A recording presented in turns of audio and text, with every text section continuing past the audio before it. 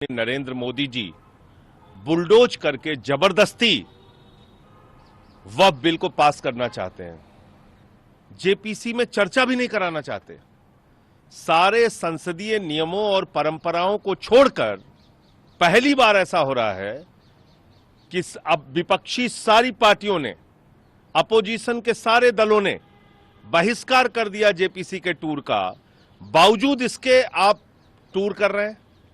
हमने स्पीकर साहब से मिलकर अपनी समस्या को बताया कि भाई ये टूर और बार बार हफ्ते में 2 दिन की मीटिंग बुलाना ये सांसदों के लिए संभव नहीं है। बार बार आना मीटिंगों में, खुद बीजेपी के सांसद नहीं आते। अगर विपक्ष के सांसद ना जाए तो कोरम नहीं पूरा होता। मुझे नहीं मालूम कि आज गुवाहाटी के टूर में कोरम पूरा हो रहा है कि नहीं हो रहा है, लेकिन ये बिल्कुल मनसा साफ हो गई कि जेपीसी एक नाटक था। जेपीसी सिर्फ मुद्दों से ध्यान भटकाने का एक माध्यम था।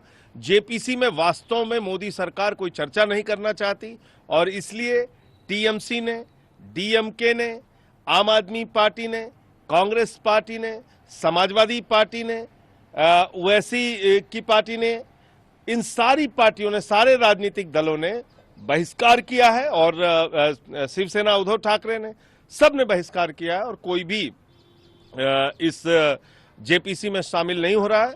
और मैं समझता हूं कि ये भारत के इतिहास में शायद पहली बार होगा। ये मोदी सरकार के लिए बहुत शर्मनाक बात है कि वो पूरे विपक्ष के बायकॉट के बावजूद जबरदस्ती जेपीसी का टूर ये लोग कर रहे हैं और मुझे ये भी नहीं पता कि उनका कोरम पूरा भी है कि नहीं है। आप आज महाराष्ट्र विकास आघाड़ी के कैंडिडेट का प्रचार प्रसार करेंगे। पीएम मोदी कल महाराष्ट्र में थे, वहां से उन्होंने कहा कि एक साथ रहेंगे तो बटेंगे। कांग्रेस की जो राजनीति है वो बांटने वाली है, वो जातियों में बांटने की बात कर रही है। इनके जो पहले प्रधानमंत्री पंडित जवाहरलाल नेहरू हो, इंदिरा गांधी हो, राजीव देखिए, मोदी सरकार ने और भारतीय जनता पार्टी ने इस देश के नौजवानों के पीठ में छुरा मारा, बेरोजगारी देके। इस देश के अंदर नोटबंदी लाके अर्थव्यवस्था को तबाह किया। कल नोटबंदी की 8वीं बरसी थी। इस देश के अंदर महंगाई लाके आम आदमी की कमर तोड़ने का काम किया। इस देश के संविधान को तोड़ने और तार तार करने का काम किया। आरक्षण को खत्म करके पिछड़ों और दलितों को धोखा देने का काम किया उत्तर प्रदेश सहित अलग अलग राज्यों में। तो मैं इस देश के लोगों से कहना चाहता हूं, हाथ जोड़कर विनती करना चाहता हूं कि बिल्कुल मत बंटिए। सारे लोग मिलकर महंगाई के सवाल पर, बेरोजगारी के सवाल पर, भारत की सेना को ठेके पर रखा मोदी ने, इसके सवाल पर मिलकर भारतीय जनता पार्टी को हराइए। मिलकर। ये देश 144 करोड़ लोगों का देश है। अमित शाह जी ने कहा महाराष्ट्र का चुनाव ये निर्णायक चुनाव होगा, क्योंकि चुनाव का फैसला डिसाइड करेगा कि औरंगजेब की मानसिकता के लोग चलाएंगे या फिर देखिए, अमित शाह क्या कहता है, मोदी क्या कहता है, इसका कोई बहुत मायने नहीं है। ये लोग हिंदुस्तान ही नहीं पूरी दुनिया के सबसे ढोंगी और झूठे लोग हैं।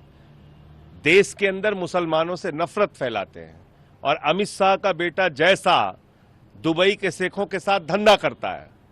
मोदी जी हिंदुस्तान के मुसलमानों के खिलाफ बोलेंगे, कतर की मस्जिद में जाके मुसलमानों को गले लगाएंगे, दुबई की मस्जिद में जाके मुसलमानों को गले लगाएंगे, शेखों को कहेंगे my brother bin Laden, Mohammed bin Salman.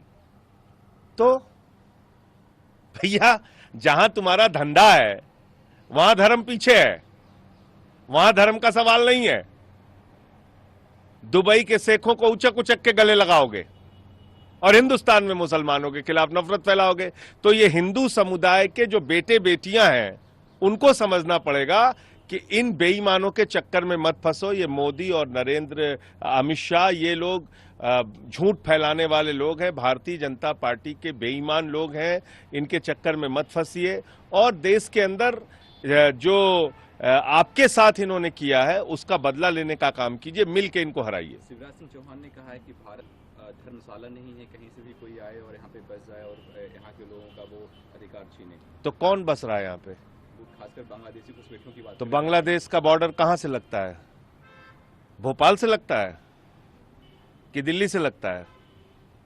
Shivraj Singh को इतनी भी समझ नहीं है।